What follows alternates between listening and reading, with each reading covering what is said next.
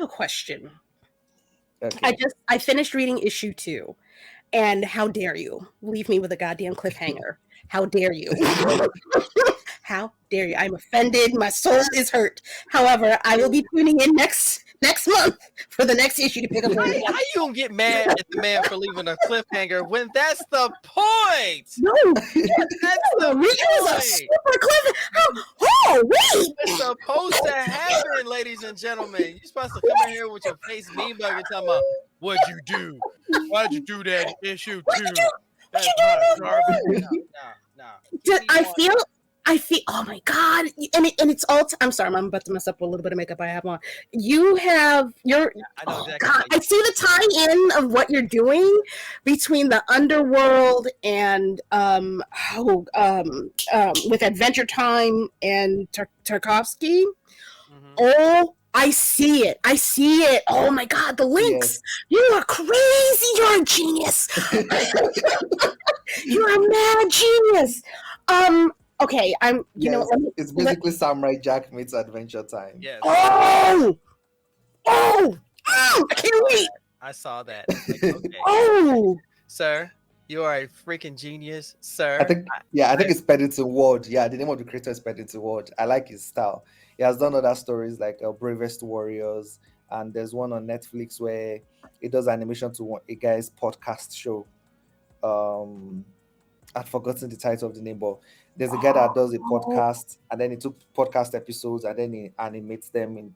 It's a very good show on Netflix. I know what you're talking about. What is weird and crazy and a genius like that. So it's Paddington Ward meets Tarkovsky, basically. I'm trying to remember the name of it too because I know exactly what you're talking about, and I cannot think of what the name of the show is. I think the Midnight something. Oh Christ! All right, I'm gonna try to look it up while we're talking. Yeah, you can look it up. Brother, where are you pulling some of your inspiration aside from obviously your life experiences? Where are you pulling your information from in order to write? The Midnight Gospel is what you're talking That's about. it. The Midnight Gospel. Yeah. That's what you got me here for. I'm the guy with the headset and the clipboard in the back. Just keep talking. I'll get the answer. Just keep talking. It's them. You late, Tafari. I got you. I won. But I need the men's in my life. Y'all are impotent too. I can only do this so much. I can only spin the plates but so many ways and juggle. You got plates. That just means you're rich. That's all that is. I don't. They're paper plates. Leave me alone. You don't spin well. No. You got to do one of those. Okay, where are you pulling your inspiration from Storm? And have you? This might be a harder question. Have you felt any pushback on any of your ideas for her? Because I know doing your own comic and not having any rules is so much more freeing and cumbersome at the same time, but also having to write under somebody else's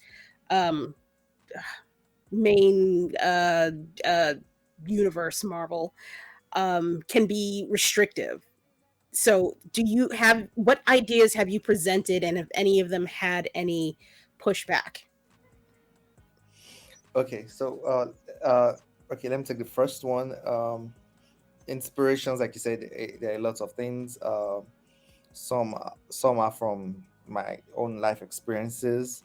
Some are from other Marvel comics that I've enjoyed. Number one is Donny Cates' run on Venom. It's something I really liked. And there's a way he balanced, because I really want to tell a cosmic story.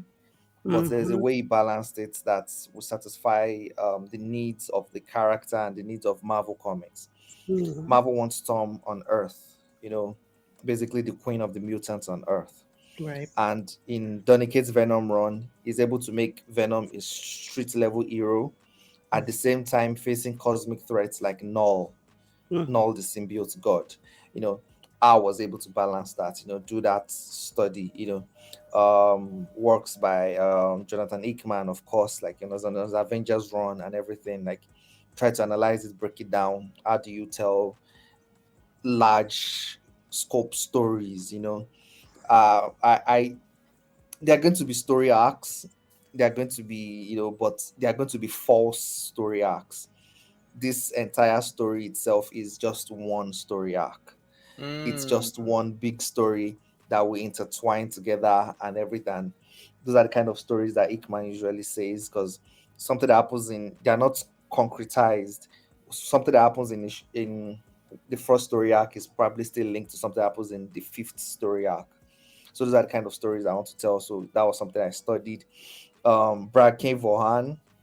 I love Brad K. Vaughan's work, especially on Why the Last Man, I'm fist bumping Saga. you from New York. I'm with you. Oh man. I love Why the And Last Man. Yeah. It's an amazing series. yeah, and the way he plays with character, Mm. something I want to learn and work on, and the way he paces his stories, the dialogue, the visual expression, everything. So those are key comic book influences, when I'm working, I'm always listening to Brazilian funk, and watch, and with the ones that are Why the doesn't ones that that are surprise me with you, sir? That doesn't surprise one, me at all. I like ones that. that are ones that are edited together with like crazy anime clips, where we say "Rip Tenkai," and then they play some mad music and stuff like that. So I crazy what stuff like Wow. so. I hear like the Cowboy Bebop theme, like the instrumental part of the Cowboy Yeah. Bebop theme song in my head. So yeah, so stuff like that. I listen to that while I work. Um, I watch a lot of anime. I'm really enjoying Kaiju number 8 right now. One Punch Man is very good. Um, it's so sad. I think the director, I think the art Kaiju is director so died. amazing. Yes. Yeah, I, yeah, Yeah, Kaiju yeah, number 8 is yeah. amazing. yeah. Kaiju number 8 is amazing. It's amazing. Firing Journeys. I think the Journeys End. It's Yeah. it's, it's very Mhm. good. Yeah. So there's anime influences, movie influences. Creators like Christopher Nolan. And his visual storytelling. You try to study things like the dialogue from Quentin Tarantino, and the energy of Edgar Wright, Mm, and sometimes the symmetry of Wes Anderson. You know, Mm. you study stuff like that, and you read books too on story structure, things like Robert McKee's story, Anatomy of Story, story character arcs. You try to familiarize yourself with different things, and just sometimes you scroll on Pinterest and just see cool visuals, and you're like, oh, I like that. Like, this looks like one above all, why don't I put this in this story this way, and things like that. So it's so much influences from so many different areas, and I found that those are the kind of stories I like, because shows that I like the most are like shows like Rick and Morty, Mhm. where you can feel I knew it. so many influences coming from different places, put into like everything at the kitchen sink, in this story. So that's kind of feel I want to put this here. So you see magic, you see sci-fi, and you see the cosmic, you see horror, you see different things, and everything just mixing together to form its own unique thing. So mm. those are all the influences I've gotten. And when it comes to the second part of the question about working under the restrictions at Marvel, oddly enough, I don't have a problem with that. If Okay. there are problems I have working with Marvel, it's not that. Okay. Okay. Um, and the reason is, when you're someone that tries to put everything, you actually need someone that can say, I think you've put a little pineapple on this pizza. You know, Maybe we should try some other toppings. Mm, So yeah, Gotcha. no, Gotcha. so so it's good. It's good to have those directions so that you don't go too hard too fast, mm, and you don't put too much, because I think there was an episode where so much was happening, and Tom Robert was like, dude, it's an ongoing series. Just split it into 2 issues, you know? Mm, mm. And when I split it, I was able to pace it better. I was able to add character Good. moments, you Good. know, you're able to have like deep romance, actual intelligent conversation. I was like, ooh, you know, I'm happy someone was able to tell me this. And the reason why I was doing so much in that issue was because I was worried. I was scared of cancellation. Like Mm. I want to be able to tell as much story as much as possible in every single issue, and everything like that. So I was like, relax, like I still let me like let don't me be scared. Okay. let me put you at ease. Okay. The last time that we were all here together was on Blurred's Eye View. We expressed to you how hard it was to find issue 1. I understand, but this Okay. was like in July. This was like issue in July, so It was almost gone out of this comic book store has been in business for 40 plus years. It was almost gone. Almost gone, issue 2, including the variants. I know New York is a big thing, and of course it's supposed to be busy, but this type of store is prepared for that type of rush. So for me to get there on day 1 of that issue being out and for it to be gone, you're good. yeah, You're I've good. been hearing more and more good news from comic shops, so I think we're good too. Yeah, trust me, I'm one of those victims who was trying to get it and it was gone. As soon as you inhale, sold out.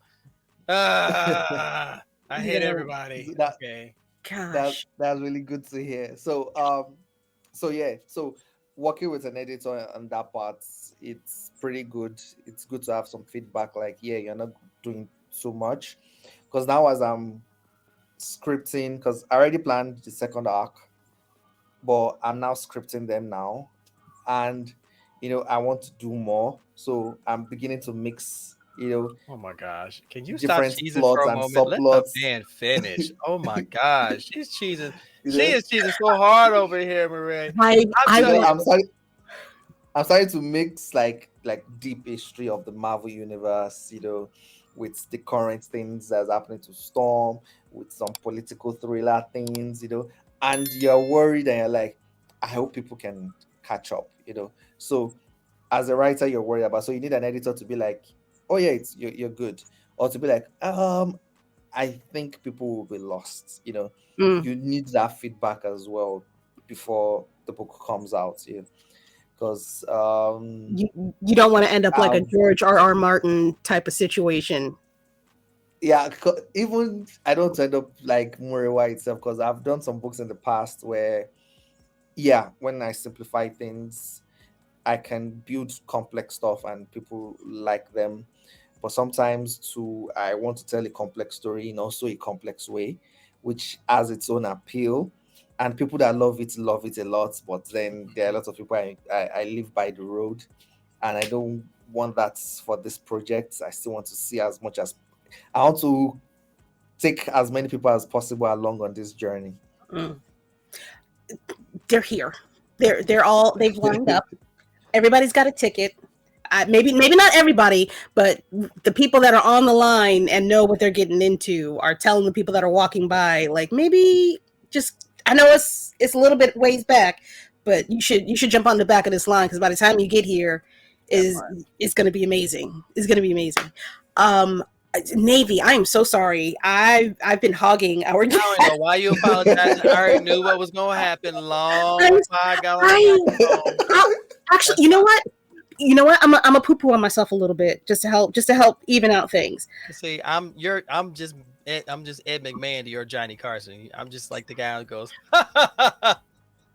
that's me, pretty much. And you're not, but okay, if you want to take that route, that's fine. But no. Go ahead, Navy. Go ahead, Boo Boo. Wow.